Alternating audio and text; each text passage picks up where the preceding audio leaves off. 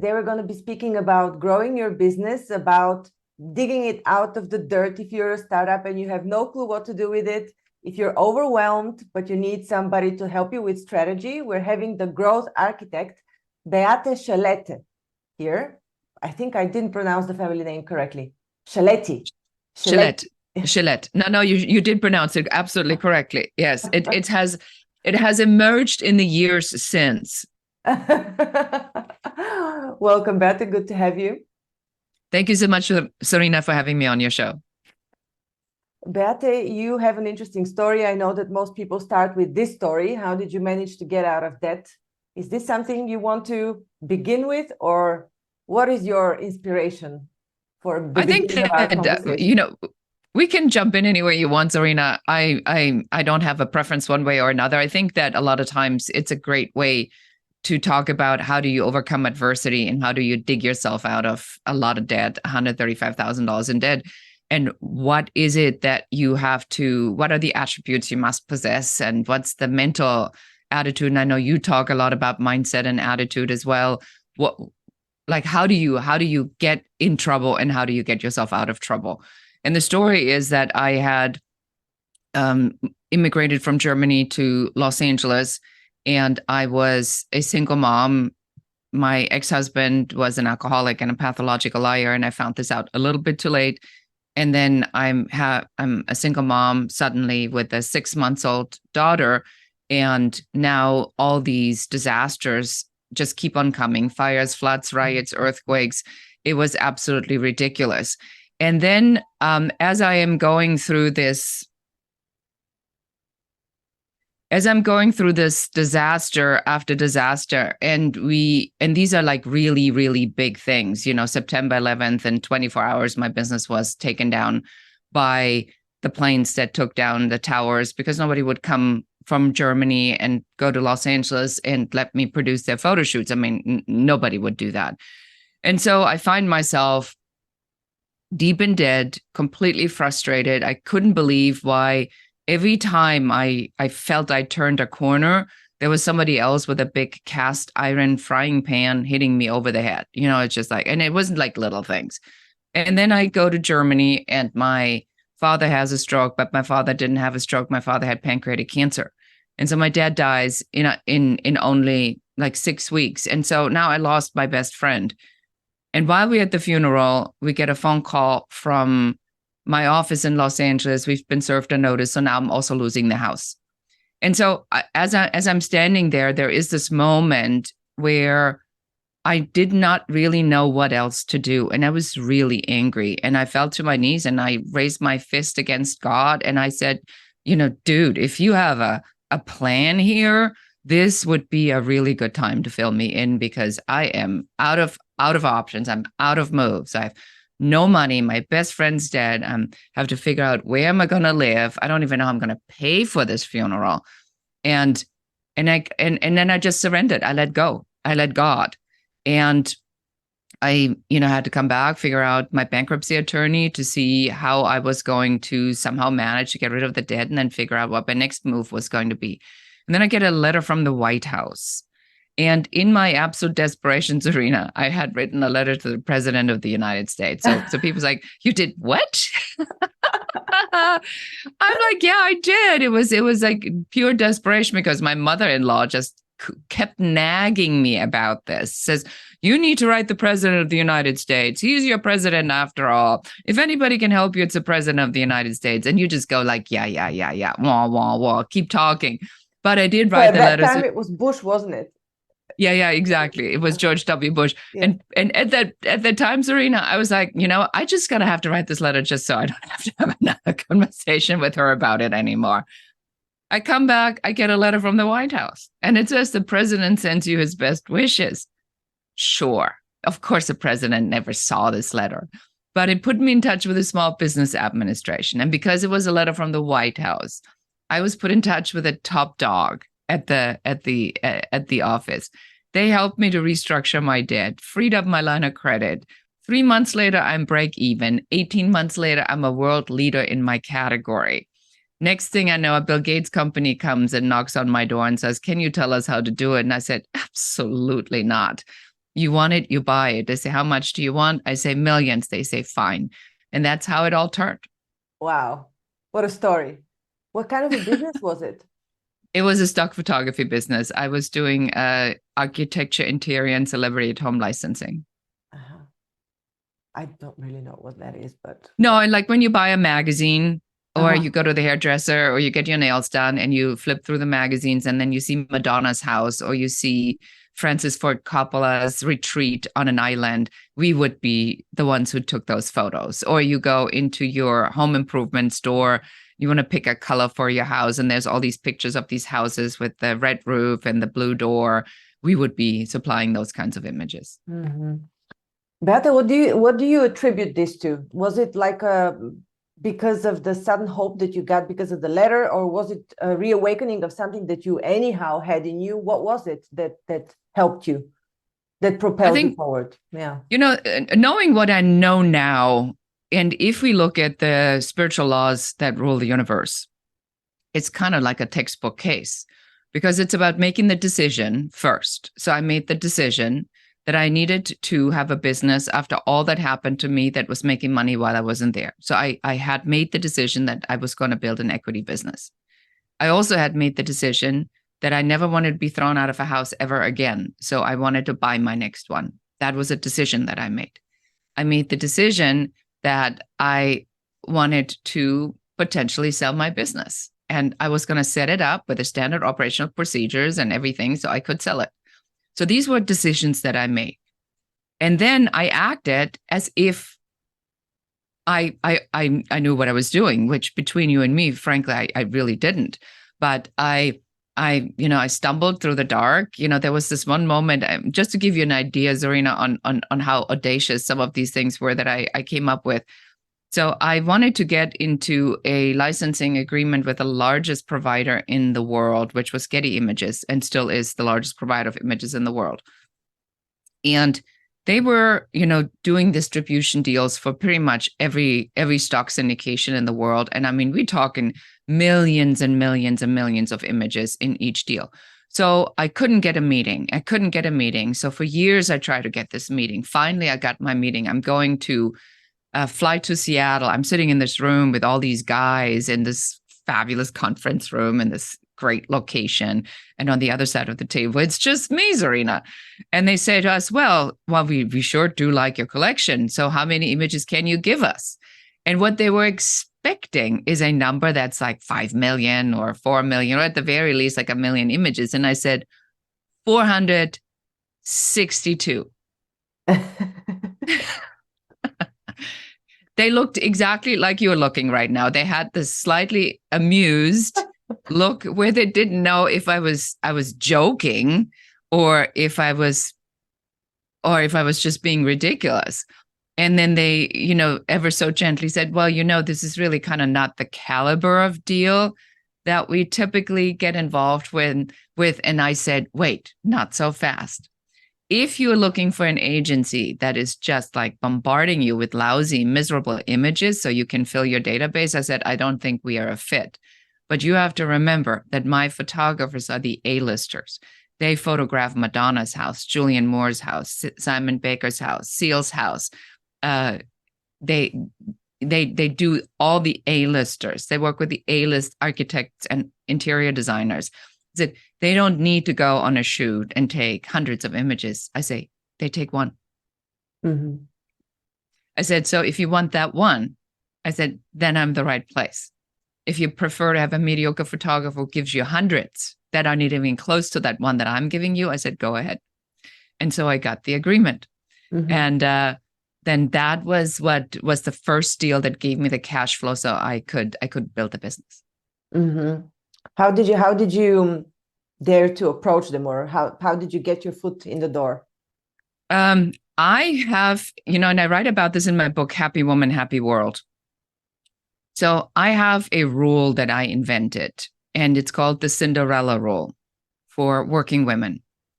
And I found that when you go to conferences, that after the conference, all the men go to the hotel bar, all of them. They go to every happy hour, they go to all the hotel bars. Women don't. And the women don't like to go unless they're in their team group, and then they typically go early, is because they have to make phone calls to their kids. They don't like men getting drunk, which happens a lot on conferences at the hotel bar. And so I figured, well, if that's where everybody is, that's where I need to go. And so the Cinderella rule goes like this. You always dress up for the bar, 3-drink maximum, in bed before midnight, and you walk to your room alone. And so what happened over time is that men don't have a 3-drink rule, and they don't have a walk to your room alone midnight rule either. They just, they're just there to blow off some steam. So I would hear things and I kept my mouth shut. I said nothing about what I heard. When they stumbled in hungover the next morning, I said nothing. If they said, well, I hope I said, I don't remember anything. I said, everything's good. Well, suddenly you were gone. I said, well, I got tired, so I just went to bed. So I made sure that being around me was very safe and fun. And so that's how I built the relationships, is that they felt they could trust me and that I was a good person. And that's how I got my meetings, because Wow. I got my meetings at the bar at 11 o'clock at night. Mm-hmm. Well, that's where generally business is done, isn't it? Yeah, After or hours. on the golf course, or or somewhere else, because you have to remember that you need to, when you enter the conversation in the mind of somebody who is really stressed out, or let's say this person that you're trying to speak to didn't sleep well, or they had a fight with their partner the night before, the kid just yelled at them in the morning, I hate you. And now they go to the office and you're the first call that they get. Now imagine how difficult that is to overcome that. And you don't know what that story is. So the person may just be super grumpy and you just don't know what happened. It has nothing to do with you. Mm-hmm. So if you can remove the barriers to relationship building in an environment where people generally are relaxed, because if you're at the bar, you don't expect somebody to sell you. You're at the bar because you want to have a couple of cocktails, you want to have maybe a couple of bites before you go to dinner, but that is the end of the day. Your brain tells you you can be relaxed now. That's a much better sell, a much better opportunity than it is when somebody's like, oh God, here's the phone again. I bet it's another salesperson. Yeah. Yeah, I remember I had a classmate of mine who was consultant at I think top 4 consulting, the big 4, one of the big 4s. Yeah. He said that was before we did an MBA, and he said, I am tired of drinking. I've just had enough of drinking every single day, because that's the industry. You're supposed to be networking while drinking, and some people, even men, it's not really about relaxing sometimes. I guess it's different when you're at a conference, but if you're in your daily environment and you're going out with your colleagues, and you want to network, you'd have to drink every day. Well, I think that's really changing, because this generation now is not as much into alcohol as I want to say the boomers and X were. That was just part of what we assimilated with. I think this generation is a lot different. They're just as fine having a green juice or some yogurt or whatever that is.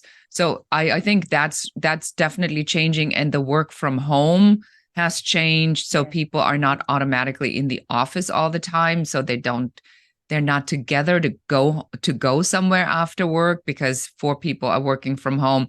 I think it's a personal preference, but I will be honest with you, Zorina, unless you're around people on this kind of relaxed setting, it's going to take you a lot longer to build relationships, because then it's just transactional. And if it's just transactional, you just never have that trusted advisor feeling. It just takes longer to do, in my opinion. Yeah, this reminds me of one of the first things that I learned about the interactions of Austrians and Russians when I moved to Austria, and it was about their negotiation. I can't remember. I think it was the First or the Second World War. And the way they did it was always drinking. So they would never negotiate without drinking, always negotiate over the table. Yeah. That is the rumor I have, that unless you bring a bottle of vodka to a Russian negotiation, nobody will take you seriously. That's just part of the game. And if you think about it, it makes a lot of sense, because like sense, not in the sense it makes sense to drink. That's not what I'm saying, but it makes sense. If I want to gain an edge over my competitor and I know what I want, if I start weakening the other party by getting them drunk, by getting them loose, by getting them to relax, to be off their game, I can have an edge because I know what I'm doing. The other person that's on the other side of the negotiation table may have sort of the same thing. So it's a dance. And you are absolutely right. Every country has a different dance with it. There is, we spoke to somebody in Peru, and when they negotiate, they literally sit around the fire with a shaman. And there's a lot of ceremony before you can even go in the negotiations. And women aren't like really even allowed in that circle, which is very difficult if you're a woman negotiating in Peru. So there's been some adjustment. So you have to have a man with you when you do a negotiation. So you have to learn what the rules of negotiation are in the category, the industry, or the country that you're in to be successful. Yeah. So what business are you in right now? You sold the business to Bill Gates, this same business that you were negotiating with Getty Images for? Yes, I was. Yes. Yeah. So today I'm a business consultant and I work as a strategic advisor. I work with visionaries and thought leaders and help them to grow their authority and scale their impact. And what that means, I'm the person that works with people when they have two particular problems. They either want to grow their business and they need a strategy to do that, or a system, or they have grown rapidly and now they want to get their freedom back and they need strategies and systems to do so. And how do you do this? Do you have like a blueprint, a system? Yes. So I have designed something that I call the 5-star success blueprint. And it allows me to diagnose within 30 to 45 minutes where a business is stuck, what their number one growth blocker is, and then help them to identify the pieces that they already have, the pieces that are missing, so that we can then align all those puzzle pieces and get there in the shortest amount of time. When it comes to growth, what is on average, I mean, I know it's hard to generalize, but what do the majority of the companies see as a showstopper that are trying to grow? What is the major roadblock? The major roadblock is that people don't have a system. And what I mean is we do something that's called a signature growth system. So if you go out, especially in professional services, and you say, I'm a consultant, I'm a coach, I am an expert, I'm a professional services provider. Well, welcome to the club. We just had an influx of people that were quitting their jobs. So you have another 2 million service providers. I just saw an internet marketer. He's doing a high performance coach certification in only 5 days. So imagine, you've never been a consultant, you've never been a coach, you've never been in professional services, you've been an employee, you take a 5-day course, you get a certification, now you can call yourself a high performance coach. And so now these people are pushing up against everybody else who's already in the market. So if that's you, I would be really concerned right now. So you have to learn how to set yourself apart. And the best way to set yourself apart is by creating a system. So we have our 5-star success blueprint. My tag is the growth architect. I'm a consultant, but I'm not. I'm a strategic growth architect. I help people to architect their growth. Okay, well, that's different. Well, I have a proprietary system. I have the 5-star success blueprint. Oh, well, that's different. So I have a framework where I can help people guide and diagnose. What happens most of the time is that companies grow because of the founder or the owner, because he's brilliant or she's brilliant. They have great ideas. And then they cannot take it out of the head because it's like this, well, I can't even explain what I do, but I'll just talk to people and then I'll just ask them a couple questions and then they tell me and then I immediately know how to do this. Well, you can't scale that. That's not a recipe for growth. That's a solopreneur idea. So if you want to step out of that, you need to figure out what's the system? What's the system called? Is there a symbol for the system? What are the different entry points in the system? How do I diagnose it? What's my process for that? What's the transformation promise for each one of these steps? So in the 5-Star Success Blueprint, just to explain that a little bit better, so there's 5 steps to it. So you are following on one of 5 steps. That's very simple for you to understand. So you know that in order for you to grow your business, if you haven't figured out your first, then how can the other ones work? So we know we need to take care of the first one. And unless you have a signature growth system, and that we've done this for large companies, we've done this for small companies, for medium-sized companies, if you don't have the differentiation factor and the language that sets you apart, that says you have a proprietary system, you sound like everybody else. To me, this is the largest issue that I see. And when we change that, people walk out of the mastermind that we do and they close jobs while they're in the program because they finally can talk about what they do. Mm-hmm. So you have a masterclass. It's a group coaching model. It's not a one-on-one, or how do you work with people? It depends. So we do strategic VIP days. So we do work with people one-on-one, specifically if it's a couple people, if it's a team where the team needs to work together and put it out. We do have a mastermind that's called the Signature Growth Mastermind that we run again in the fall. We run in the fall and the spring each year. And we help people to really understand how can they take everything that's in their head and pull it out and take all these pieces, because you could do this, you could do that. You know, like you, for example, you do mindset, you do business growth. So you do all kinds of different things. So somebody comes to you and may say, well, are you a mindset coach or are you a business coach? And then you'll say, well, it depends. You can't be a good business coach unless you have the mindset. Yeah, but isn't that like in their mind, that just doesn't compute. So what we would do is we would put the umbrella over it and we'll give you a tag. And then we have a transformation promise of everything. And then we say, well, this is the portion where you do the strategy. This is the portion where you have to do the mindset. This is the portion where you have to do whatever the ceremonies and the, you know, and the things that you do to keep staying in that mindset. And here's the action item. So we would have to organize it in such a way. And that, to me, when you have that, I mean, we've seen our clients close.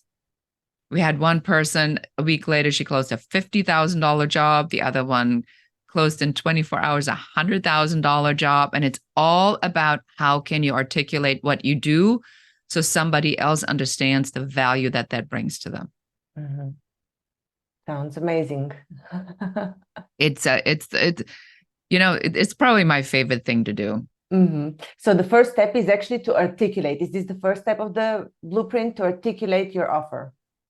The offer actually is the second step. The first step is the idea. Mm-hmm. Like, what is it? What is it? Who are you? Who are you serving?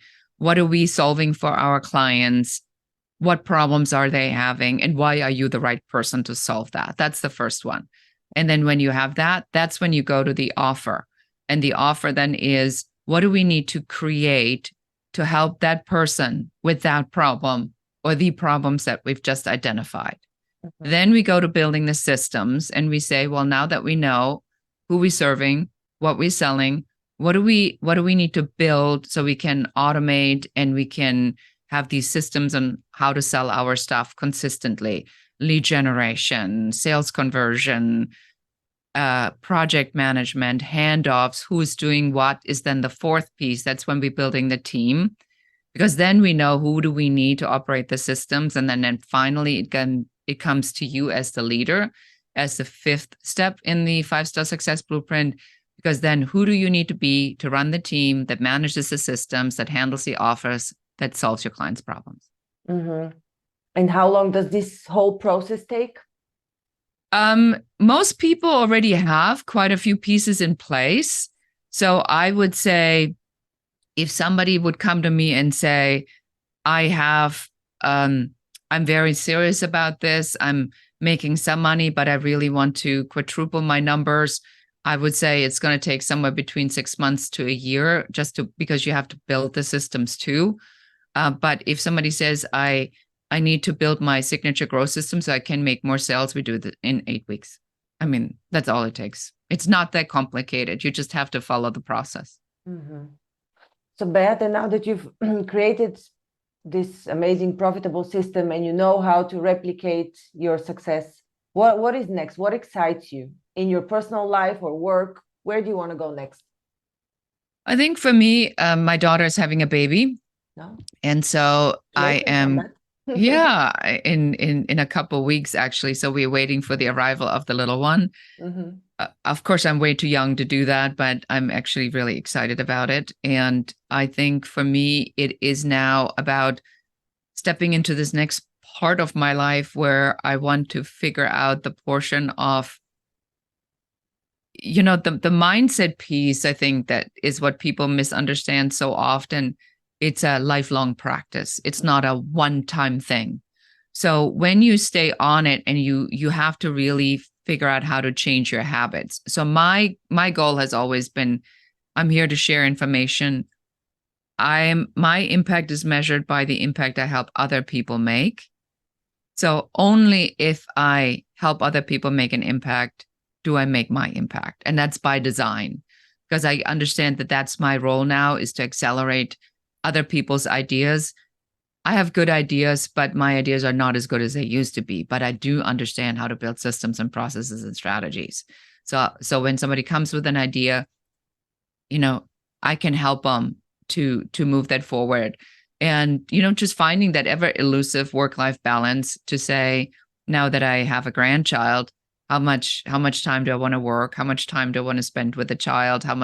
Where's my role right now? So it's always changing, and we just never really get there. It's a constant evolution in life of what's the next step. But I'm still working. I love working. I love helping people. We are actually making a huge push right now to get this message out to more people, because I think in the market conditions right now, with the looming recession, all the bad negative energy, and people like being so depressed about everything, it's like, just stop it. Just stop it. Just get to work already. Yeah. I'm just wondering, I know how people think, and you said it already, the market is flooded with coaches, with consultants, and it will eventually be flooded with high ticket consultants as well. So even this part, and who's going to pay them if there's a looming recession? Well, you can't think about it that way. You have to think about it from the perspective that if you follow the 5-star success blueprint and you've tested that what you're bringing to people hits the target. So do I believe, Zorina, that if I go out in the market now with an amplified message and say, are you worried about these other 2 million consultants that just entered the market to take the little business that's available right now away from you? Everybody should raise their hand and says, yes, I should. If somebody's not worried about this right now, they're definitely not my client. But if somebody says, I'm seeing this, the price erosion has began. This guy used to work at Amazon, and now suddenly he's a business consultant. The person's never even had a business on their own. My rate is $500 or 500 euros an hour, and he's doing it for 60. And he's excited because finally somebody is paying him something for doing this. If you don't worry about that, then you're going to have a real problem with business. So our message is very straight up. It's like, if you're concerned about this and you haven't figured out your differentiation factor, and you're not doubling down on the message and getting in front of your clients or the people you already contacted or your list, and make sure that they have top of mind awareness of you, you're going to lose. And that's the quality of the message, of the differentiation message, of the unapologetic value proposition, how we call it, is your client going to see that and said, that makes sense? But if it sounds like everybody else, then you go for the lowest cost provider. If you have a housekeeper and the housekeeper says, I'm cleaning your house for 20 euros, or $20 an hour, and the other one says, I'm cleaning it for $50 an hour, then you say, well, why would I pay you $50 if I can't have it for $25? And if they don't tell you why, you go, there's no point in me paying you $50. It's completely overpriced because the other guy offers me $25. Now, if the one with the $50 says, well, all of our people that come to your house are background checked. We have insurance. If we break something, we will replace it. We have a white glove service. We guarantee our work. If we leave and you see something that's not cleaned, we send somebody back for free. We also have people that we can give you if you have a party service. So if you want to entertain, we can help you with staffing. We do your laundry. Not just do we do your laundry, we also understand that the deli kits need to be hung up and can't be going in the dryer. And then we fold everything and we put everything and we do, so now suddenly you have a value proposition and you go, oh my God, if I pay them only $50 an hour, they're saving me 10 hours of my time at my rate at $1,000 an hour. That's a lot of money I'm saving. So I'm basically getting this cheap. So that's the value proposition you have to be very clear about, is if the price is the entire consideration, that's a problem. It's never the price. It's always the value. It's what people value.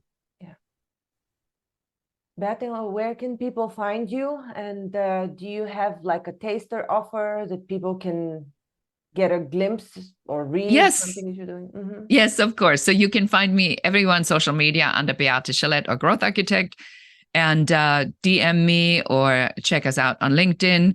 And if you want to figure out what your number one business growth blocker is, go to growthblockerquiz.com and fill that out. And in like 2 minutes, that quiz will tell you what your number one business growth blocker is. If you want to get started with a 5-star success blueprint, go ahead to airtightavatar.com. We have a low, very, very, like it's a price of a coffee, it's like $7 to do the airtight avatar that will help you and take you step by step through how to create an airtight avatar, the customer profile, the very first step, so you know what this person needs. And we've engineered it so it's multiple choice. You go in with a pen, you mark it up so that you can really see what this person thinks and feels and experiences that you're selling to. And then once you have that, you want to go back to your offer and say, is the offer I'm making directed to the problems of this person?